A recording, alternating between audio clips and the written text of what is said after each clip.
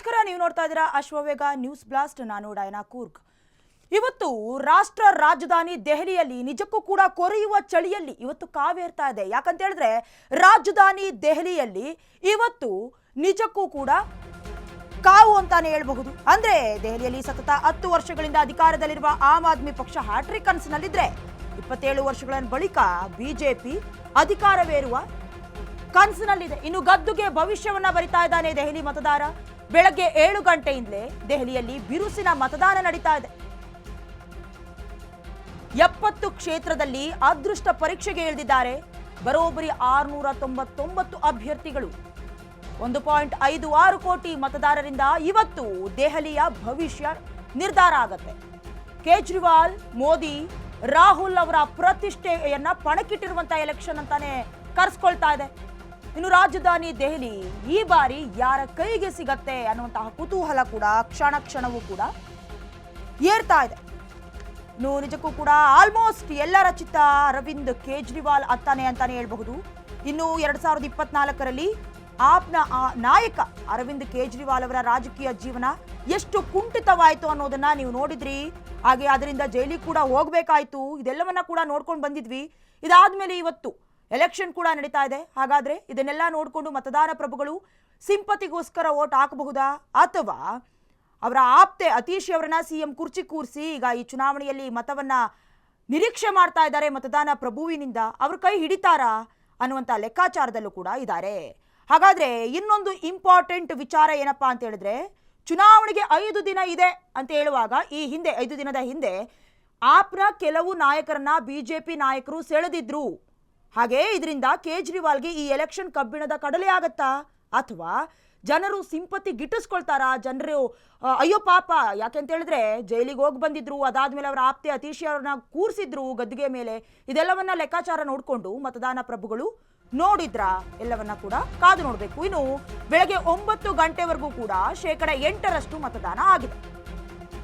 ಬಿಗಿ ಭದ್ರತೆಯಲ್ಲಿ ದೆಹಲಿ ಚುನಾವಣೆಗೆ ಮತದಾನ. ದೆಹಲಿಯಾದ್ಯಂತ 35,000ಕ್ಕೂ ಹೆಚ್ಚು ಪೊಲೀಸರನ್ನ ಕೂಡ ನಿಯೋಜನೆ ಮಾಡಲಾಗಿದೆ. 19,000 ಗೃಹ ರಕ್ಷಕ ಸಿಬ್ಬಂದಿ, 150 ಪ್ಯಾರಾಮಿಲಿಟರಿಯನ್ನ ಕೂಡ ಒಳಗೊಂಡಿದೆ. ಗುಜರಾತ್, ಕರ್ನಾಟಕ ಪೊಲೀಸ್ ತುಕಡಿಯನ್ನ ಕೂಡ ನಿಯೋಜನೆ ಮಾಡಲಾಗಿದೆ. ಸಿಸಿಟಿವಿ, ಎಐ ಸುಧಾರಿತ ಕ್ಯಾಮೆರಾಗಳನ್ನ ಕೂಡ ಕಣ್ಗಾವಲಿನ ಸಲುವಾಗಿ ಅಲ್ಲಿ ನಿಯೋಜನೆ ಮಾಡಲಾಗಿದೆ. ಬೆಳಗ್ಗೆ 9 ಗಂಟೆವರೆಗೂ ಕೂಡ 8% ಮತದಾನ. ನಿಜಕ್ಕೂ ಕೂಡ ಕೊರೆಯುವ ಈ ದೆಹಲಿಯ ಚಳಿಯಲ್ಲಿ ಬಿಗಿ ಭದ್ರತೆಯ ಒಂದು ನಿಟ್ಟಿನಲ್ಲಿ ಇವತ್ತು ಗದ್ದುಗೆಯ ಭವಿಷ್ಯ ನಿರ್ಧಾರವಾಗತ್ತೆ. ಇನ್ನು ಇವತ್ತು ಸಂಜೆ 6 ಗಂಟೆಯ ನಂತರ ಎಲೆಕ್ಷನ್ ಮುಗಿದ ಮೇಲೆ ಚುನಾವಣೋತ್ತರ ಸಮೀಕ್ಷೆಗಳು, ಅಂದರೆ ಮತಗಟ್ಟೆಯ ಸಮೀಕ್ಷೆಗಳು ಕೂಡ ಹೊರಬೀಳತ್ತೆ. ಯಾವ್ಯಾವ ಮತಗಟ್ಟೆ ಸಮೀಕ್ಷೆಗಳು ಹೊರಬೀಳತ್ತೆ, ಯಾವ್ಯಾವ ಸಂಸ್ಥೆಗಳು ಈ ಕಾರ್ಯವೈಖರಿಯನ್ನು ಮಾಡ್ತವೆ ಅಂತ ನೋಡೋದಾದ್ರೆ Axis My India, C voter, IPSOS, Jan Ki Baat, today's Chanakya ಸಂಸ್ಥೆಗಳು ಸಮೀಕ್ಷೆಗಳನ್ನು ಹೊರ ಹಾಕತ್ತೆ. ಇವೆಲ್ಲರೂ ಅಂದರೆ ಎಲ್ಲ ಸಂಸ್ಥೆಗಳು ಜನರ ಪಲ್ಸ್ಗಳನ್ನು ಹೇಳಬಹುದಷ್ಟೇ ಆಗಿ ಅಧಿಕೃತವಾಗಿ ಫಲಿತಾಂಶವನ್ನು ಹೇಳೋದಿಲ್ಲ. ಇನ್ನು ಫೆಬ್ರವರಿ 8ನೇ ತಾರೀಕರಂದು ಅಂತಿಮ ಫಲಿತಾಂಶ ಕೂಡ ಹೊರಬೀಳುತ್ತೆ. ಒಟ್ಟಾರೆಯಾಗಿ ಬೆಳಗಿನಿಂದ ಕೂಡ ಏನು ಸೂರ್ಯೋದಯದ ನಂತರ ಎಲೆಕ್ಷನ್ ಶುರುವಾಗುತ್ತೆ, ವೋಟಿಂಗ್ ಶುರುವಾಗುತ್ತೆ, ಅಲ್ಲಿಂದ ಇಲ್ಲಿವರೆಗೂ ಕೂಡ 8% ಎಲೆಕ್ಷನ್ ಅಥವಾ ಮತದಾನ ಆಗಿದೆ ಅಲ್ಲಿ ಅನ್ನೋದು ಕೂಡ ತಿಳಿದು ಬರ್ತಾ ಇದೆ. ಇನ್ನು ಇದರ ಜೊತೆಗೆ ಯಾರ ಪಾಲಾಗತ್ತೆ ರಾಷ್ಟ್ರ ರಾಜಧಾನಿಯ ಗದ್ದುಗೆ ಅನ್ನುವಂತಹ ಪ್ರಶ್ನೆ ಕೂಡ ಈ ಹೊತ್ತಿನಲ್ಲಿ ಮೂಡುತ್ತೆ. ಇನ್ನು ದೆಹಲಿಯಲ್ಲಿ ಸರ್ಕಾರವನ್ನ ರಚಿಸೋದಕ್ಕೆ ಮ್ಯಾಜಿಕ್ ನಂಬರ್ 36, ಯಾಕಂದ್ರೆ 70 ಕ್ಷೇತ್ರಗಳು, 36 ಮ್ಯಾಜಿಕ್ ನಂಬರ್. ಈ ಬಾರಿ ಎಎಪಿ, ಕಾಂಗ್ರೆಸ್, ಬಿಜೆಪಿ ನಡುವೆ ತ್ರಿಕೋನ ಸ್ಪರ್ಧೆ ಕೂಡ ರಚನೆಯಾಗಿದೆ. ಹ್ಯಾಟ್ರಿಕ್ ಗೆಲುವನ್ನ ದಾಖಲಿಸಲೇಬೇಕು ಅಂತ ಕೇಜ್ರಿವಾಲ್ ಉತ್ಸಾಹದಲ್ಲಿದ್ದಾರೆ. 70 ಕ್ಷೇತ್ರಗಳಿಗೆ ಒಂದೇ ಒಂದು ಹಂತ ಸಂಜೆ 6 ಗಂಟೆವರೆಗೂ ಕೂಡ ಮತದಾನ ನಡೆಯುತ್ತೆ. ಫೆಬ್ರವರಿ 8ರಂದು ದೆಹಲಿ ಫಲಿತಾಂಶ ಕೂಡ ಹೊರಬೀಳುತ್ತೆ. ಇನ್ನು ಯಾರ ಪಾಲಾಗಲಿದೆ ರಾಷ್ಟ್ರ ರಾಜಧಾನಿಯ ಗದ್ದುಗೆ ಅನ್ನುವಂತಹ ಪ್ರಶ್ನೆ ಕೂಡ ಇವತ್ತಿನಲ್ಲಿ ಮೂಡುತ್ತೆ. ಇಂದು ಸುಮಾರು 13,766 ಮತಕೇಂದ್ರದಲ್ಲಿ ಒಟ್ಟು 1.56 ಕೋಟಿ ಮತದಾರರು ಮತವನ್ನ ಚಲಾಯಿಸಲಿದ್ದಾರೆ. ಚುನಾವಣಾ ಆಯೋಗದ ಪ್ರಕಾರ 83.76 ಲಕ್ಷ ಪುರುಷರು, 72.36 ಲಕ್ಷ ಮಹಿಳೆಯರು, 1267 ತೃತೀಯ ಲಿಂಗಿಯರು ಮತದಾನವನ್ನ ಮಾಡ್ತಾರೆ ಅಂತ ಕೂಡ ನಿರೀಕ್ಷೆಯನ್ನ ಮಾಡಲಾಗ್ತಾ ಇದೆ.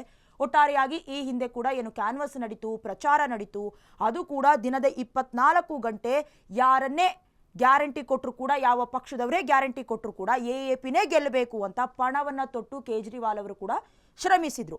ಇನ್ನು ಮಧ್ಯದಲ್ಲಿ ಅರವಿಂದ್ ಕೇಜ್ರಿವಾಲ್ ಅವರ ಕಾರಿನ ಮೇಲೆ ಕಲ್ಲು ತೂರಾಟ ಕೂಡ ನಡೆದಿತ್ತು. ಇಲ್ಲೂ ಕೂಡ ಸಿಂಪತಿಯನ್ನ ಗಿಟ್ಟಿಸಿಕೊಳ್ಳುವಲ್ಲಿ ಕೇಜ್ರಿವಾಲ್ ಅವರು ಶತ ಪ್ರಯತ್ನವನ್ನ ಮಾಡಿದ್ರು, ಸಕ್ಸಸ್ ಆದ್ರು ಅಂತ ಕೂಡ ಹೇಳಬಹುದು. ಇನ್ನು ಬಿಜೆಪಿಯವರು ಕೂಡ ಈ ಕೆಲಸವನ್ನ ಮಾಡಿದ್ರು ಅಂತ ಆರೋಪಿಸಿದ್ರು. ಇನ್ನು ಕೇಜ್ರಿವಾಲ್ ಅವರು ಭಯ ಬೀಳಿಸುವಂತಹ ಅಥವಾ ಗಾಯಗೊಳಿಸುವಂತಹ ಆತಂಕದಲ್ಲಿ ದೂಡೋದ್ರ ಮೂಲಕ ಸಿಂಪತಿಯನ್ನ ಗಿಟ್ಟಿಸಿಕೊಳ್ಳೋದಕ್ಕೆ ಈ ರೀತಿ ಮಾಡ್ತಾ ಇದ್ದಾರೆ ಅಂತ ಕೂಡ ಬಿಜೆಪಿಯವರು ಅವರ ಪರ ವಾದವನ್ನ ಮಂಡಿಸಿಕೊಂಡ್ರು. ಇನ್ನು ಕೇಜ್ರಿ ಹಾಗೆ ಮೋದಿ ಹಾಗೆ ರಾಹುಲ್ ಗಾಂಧಿ ಈ ಮೂವರಲ್ಲಿ ತ್ರಿಕೋನ ಸ್ಪರ್ಧೆ ಕೂಡ ಏರ್ಪಾಡಾಗಿದೆ. ಇನ್ನು ಬಿಜೆಪಿ ನಾಯಕ ಪರ್ವೇಶ್ ಸಾಹಿಬ್ ಸಿಂಗ್ ಅವರು ಕೂಡ ಅರವಿಂದ್ ಸೋಲ್ತಾರೆ ಅನ್ನುವಂಥ ಭವಿಷ್ಯವನ್ನ ಮಾಧ್ಯಮದವರ ಮುಂದೆ 20,000 ಮತಗಳ ಅಂತರದಿಂದ ಸೋತು ಹೋಗ್ತಾರೆ ಅಂತ ಕೂಡ ಭವಿಷ್ಯವನ್ನ ನುಡಿದಿದ್ರು. ಇನ್ನು 70 ಕ್ಷೇತ್ರಗಳಿಗೆ ಮತದಾನ ನಡೀತಾ ಇದ್ದು ಯಾರ ಪಾಲಾಗತ್ತೆ, ಗದ್ದಿಗೆಯ ಸುಲ್ತಾನ ಯಾರಾಗ್ತಾರೆ, ದೆಹಲಿಯ ಸುಲ್ತಾನ ಯಾರಾಗ್ತಾರೆ, ಗೆದ್ದು ಬೀರೋದು ಯಾರು, ಎಲ್ಲವೂ ಕೂಡ ಪ್ರಶ್ನೆಯಾಗಿ ಉಳ್ಕೊಂಡಿದೆ. ಒಂದು ಕಡೆ 70 ಕ್ಷೇತ್ರಗಳಿಗೆ ಮತದಾನ ನಡೀತಾ ಇದ್ದು ಕಾಂಗ್ರೆಸ್, ಬಿಜೆಪಿ, AAP ಸೇರಿದಂತೆ ಪಕ್ಷೇತರರು ಕೂಡ ರಾಜಕೀಯ ಭವಿಷ್ಯ ಇವತ್ತು ನಿರ್ಧಾರ ಆಗುತ್ತೆ. ಮತದಾನ ಪ್ರಭುಗಳು ಕೂಡ ಬೆಳಗಿನಿಂದಲೂ ವೋಟ್ ಹಾಕ್ತಾ ಇದ್ದಾರೆ.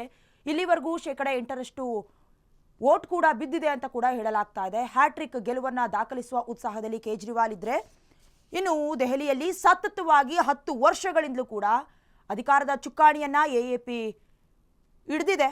ಇನ್ನು 27 ವರ್ಷಗಳ ಬಳಿಕ ಅಧಿಕಾರವನ್ನ ಏರುವಂತಹ ನಿರೀಕ್ಷೆಯಲ್ಲಿ ಬಿಜೆಪಿ ಇದ್ರೆ 10 ವರ್ಷಗಳ ಗೆಲುವಿನ ಕನಸಲ್ಲಿ ಕಾಂಗ್ರೆಸ್ ಸರ್ಕಸ್ ಅನ್ನ ಮಾಡ್ತಾ ಇದೆ. ಇನ್ನು ಗ್ಯಾರಂಟಿಗಳನ್ನ ಜಾರಿಗೆ ತಂದಿದ್ದೇ ನಿಜಕ್ಕೂ ಕೂಡ AAP ಪಾರ್ಟಿಯವರು. ತದನಂತರದಲ್ಲಿ ನಾವು ಏನು ಕಮ್ಮಿ ಇಲ್ಲ, ನಾವು ಕೂಡ ಅಧಿಕಾರದ ಚುಕ್ಕಾಣಿಯನ್ನ ಹಿಡಿಬೇಕು ಅನ್ನುವಂಥ ಕನಸನ್ನ ಹೊತ್ಕೊಂಡಿರುವಂತಹ ಇತರೆ ಪಕ್ಷಗಳು ಕೂಡ ಗ್ಯಾರಂಟಿಯನ್ನ ಅನೌನ್ಸ್ ಮಾಡಿದ್ವು.